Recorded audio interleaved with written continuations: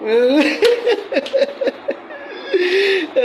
হাসি না পারে, তুই কেন গেলে রে?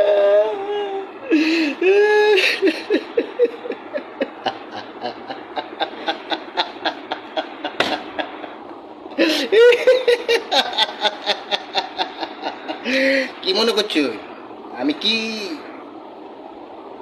দুঃখের কান্না কাঁদতেছি? আরে এটা তো সুখের কান্না। বহু জ্বালাইছো আপা, বহু জ্বালাইছো। তোমারে তোমারে জ্বালানোর কথা মনে হইলে আমার পুরা কান্না হে এখন খালি হাসি। এই, তুমি এত জ্বালাইছো, এত জ্বালাইছো, তোমার জ্বালাই আমি জীবনটা শেষ হয়ে গেছে।